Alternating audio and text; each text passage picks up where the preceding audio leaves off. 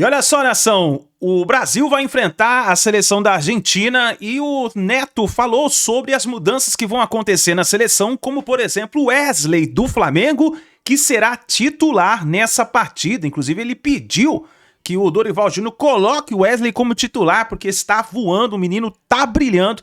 Vamos juntos analisar aqui, ver o que a imprensa está falando do Wesley, essa movimentação que vai acontecer na seleção brasileira. Chega aqui, dá o seu like. Se você não é inscrito aqui no canal Lances Inéditos, se inscreva, ative o sino das notificações, corre nos comentários, coloca aí de qual cidade você está assistindo nossos vídeos, pra gente saber onde tem torcedor ligadinho aqui no nosso canal. Vou deixar os créditos ao canal do Apito Final, link na descrição. Bora pras notícias. Analisando, o Neto falando sobre seleção brasileira e o Wesley. Bonitinho, tudo legal. Agora conta pra mim, Decilo, como é que tá a vida aí em Brasília? Tá fácil. Acompanhando a seleção de manhã, à tarde e à noite. É o trabalho, a gente veio pra isso. Olha, a seleção brasileira, boa noite pra você, Neto, todos aí no estúdio. Você é uma grande figura e todo mundo ligado no Apito Final em todo o Brasil. Olha, a seleção brasileira hoje fez um treino mais pesado. Foram 4 horas entre a saída do hotel, que fica aqui na minha frente, e o estádio, aqui o estádio Mané Garrincha. 4 horas, então deu mais ou menos umas 3 horas de treino, posicionamento, vídeo, aquela conversa do Dorival. O Dorival vai ter que mexer bastante na seleção em função dos 4 jogadores que saíram depois da partida contra a Colômbia. O Bruno, né?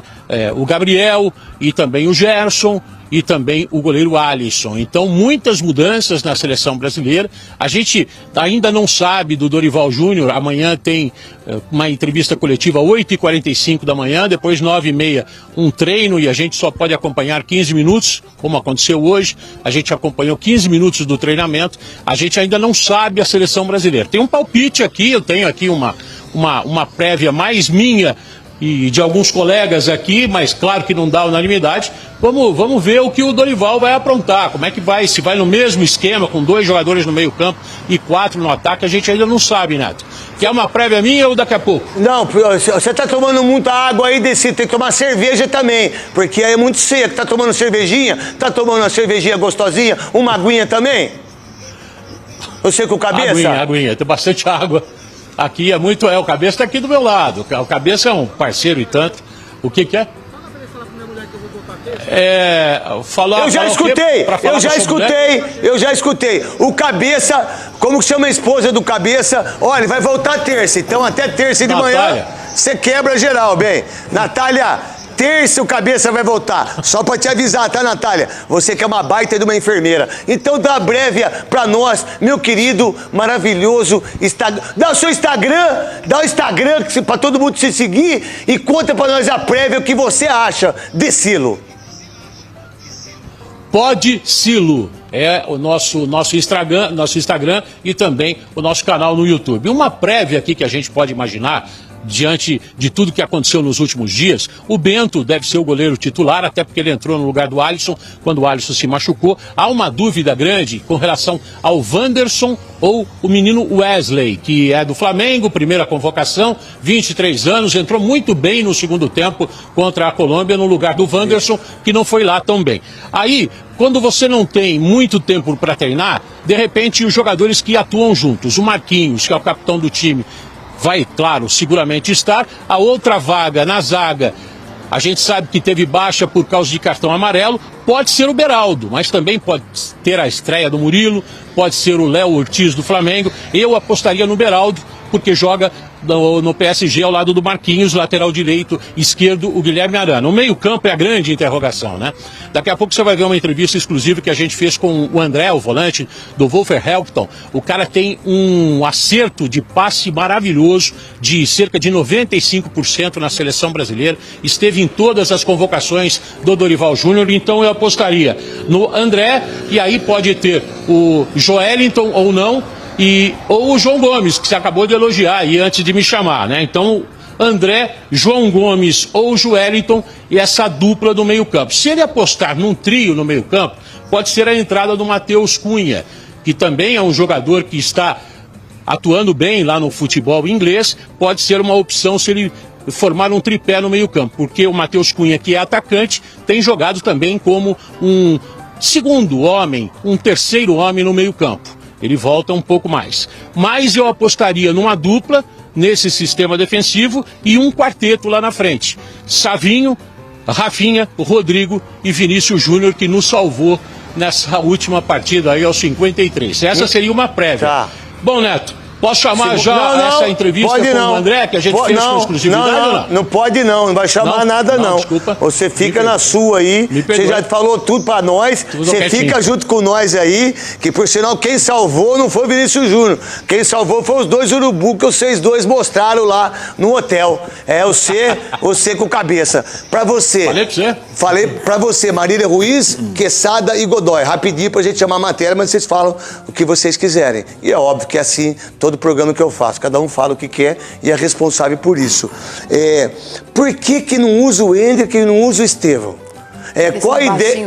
Agora, a nova explicação é porque eles são baixinhos. Então, agora, nunca um jogador de 1,73 e o outro de 1,76 vai ser maior do que qualquer zagueiro. Qualquer zaga hoje em dia tem zagueiros mais altos que 1,73 e 1,76. Acho que em relação ao Hendrick está claríssimo que depois da Copa América houve alguma coisa, porque nem figurar nas convocações ele esteve. E no caso do Estevão, que teve também na seleção, também não é a primeira opção do Dorival. O que eu acho é que para esse jogo da Argentina, que é o maior desafio dessa era Dorival, no Brasil a gente estabeleceu que um ano é uma era já.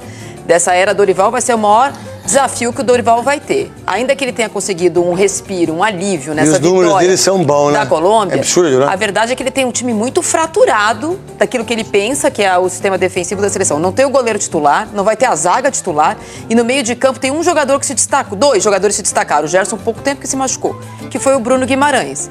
O Joelinton entrou muito mal, mas foi o Joelinton que entrou no lugar do Gerson. Então, o Brasil tem contra o melhor time em relação a meio de campo, que é a Argentina, que vai ter a volta do Depou, um momento muito difícil. Do meio pra frente, quem vai jogar é o de Minas. Acho até que o Hendrick devia jogar no lugar do João Pedro, que foi muito mal. Tinha que jogar.